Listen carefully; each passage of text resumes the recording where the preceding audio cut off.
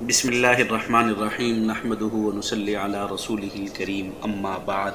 احباب گرامی، ہمارا یہ میراث کا آج 7واں سبق ہے، اور 7ویں سبق میں ہم ذوی الفروض پڑھیں گے عورتوں میں سے۔ پہلے 3 عورتوں میں سے 3 کے احوال پڑھ چکے ہیں، یعنی ہم پہلے زوجہ کا اور بیٹی اور پوتیاں ان کے احوال پڑھ چکے ہیں، اور آج ہم حقیقی بہنوں کے احوال پڑھیں گے۔ سب سے پہلے فرمایا کہ حقیقی بہنوں کی 5 حالتیں ہیں۔ نمبر 1، جب میت کی صرف ایک بہن ہو تو اس صورت میں اس کو نصف ملے گا، کل مال کا آدھا حصہ اس کو میراث ملے گا۔ اور دوسری صورت یہ کہ جب میت کی 2 یا 2 سے زائد بہنیں ہوں تو اس صورت میں میت کو ثلثان، اس صورت میں ان بہنوں کو ثلثان ملے گا، میت کے مال میں سے ان بہنوں کو ثلثان ملے گا۔ اور تیسری صورت یہ ہے کہ جب بہنوں کے ساتھ بھائی بھی ہو تو دیگر ورثاء کو حصہ دینے کے بعد بقایا ترکہ ان کے درمیان للذکر مثل حظ الانثیین کے تحت تقسیم کیا جائے گا، یعنی بہن کو 1 حصہ اور بھائی کو 2 حصے کے اعتبار سے، بشرطے کہ میت کا بیٹا، پوتا یا باپ، دادا میت کے ورثاء میں موجود نہ ہوں، اور یہ اسباب بالغیر کی صورت ہے، یہ اسباب بالغیر کی صورت ہے۔ اور چوتھی صورت یہ ہے کہ میت کی بیٹیاں پوتیاں ہوں تو ان کو اپنا حصہ دینے کے بعد بقایا ترکہ میت کی بہنوں کو عصبیت بنا کر دیا جائے گا۔ اس صورت میں یہ اسبا مال غیر ہیں، ان کو اسبا مال غیر کہا جاتا ہے۔ اس صورت میں جب بیٹیاں پوتیاں ہوں ان کو ان کا حصہ دینے کے بعد پھر جو حصہ بچے وہ بہنوں کو اسبا مال غیر کے طور پر دیا جاتا ہے۔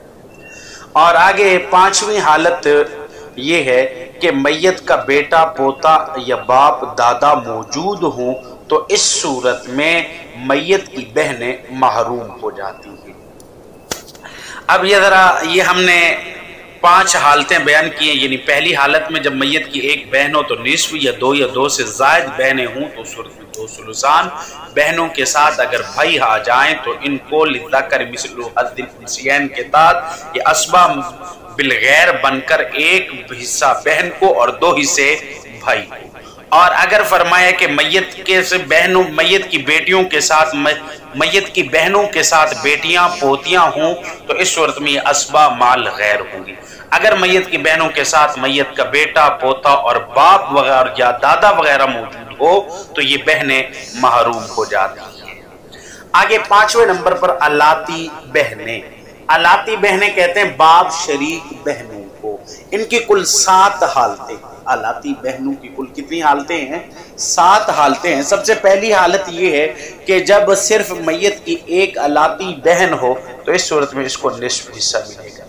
دوسری صورت یہ ہے کہ جب میت کی 2 یا 2 سے زائد الاتی بہنیں ہوں تو اس صورت میں ان کو ثلثان ملے گا۔ اور تیسری صورت یہ ہے کہ الاتی بہنوں کے ساتھ اگر ایک حقیقی بہن آ جائے تو اس صورت میں حقیقی بہن کو نصف اور اس الاتی بہن کو سدس ملے گا۔ اور چوتھی صورت یہ ہے کہ جب میت کی حقیقی بہنیں الاتی بہن کے ساتھ حقیقی بہنیں 2 یا 2 سے زائد آ جائیں تو یہ الاتی بہنیں محروم ہو جاتی ہیں۔ 5ویں صورت یہ ہے کہ جب میت کے الاتی بہنیں ہوں اور اگر اس کے ساتھ ایک حقیقی بھائی بھی آ جائے، الاتی بہنیں ہوں تو اس کے ساتھ کوئی حقیقی بھائی آ جائے تو دیگر ورثاء کو حصہ دینے کے بعد جو بچ جائے گا اس میں یہ الاتی بھائی اور بہنیں عصبہ بنیں گی، یا عصبہ بالغیر بنیں گی، بہن کو 1 حصہ اور الاتی بھائی کو 2 حصے دیے جائیں گے، لیکن یہ باقی ورثاء کو دینے کے بعد۔ لیکن یہاں ایک شرط اور سمجھیے کہ بشرطے کہ میت کا بیٹا، پوتا یا باپ، دادا موجود نہ ہوں، اور اگر یہ موجود ہوں تو اس صورت میں یہ محروم ہو جائے گا، یہ اسبا بالغیر کی صورت ہے۔ اور 6ٹھی صورت اسبا ملغیر کی ہے کہ میت کی الاتی بہنیں جبکہ میت کی حقیقی بہنیں نہ ہوں تو بیٹی پوتیوں کو ان کا حصہ دینے کے بعد جو بچے گا وہ بہنوں کو عصبیت کی بنیاد پر دیا جائے گا۔ اس صورت کو عصبہ مال غیر کہا جاتا ہے۔ اور ساتویں صورت یہ ہے کہ جب میت کی الاتی بہنوں کے ساتھ میت کا بیٹا آ جائے، پوتا یا باپ یا دادا موجود ہوں، تو اس صورت میں یہ الاتی بہنیں محروم ہو جاتی ہیں۔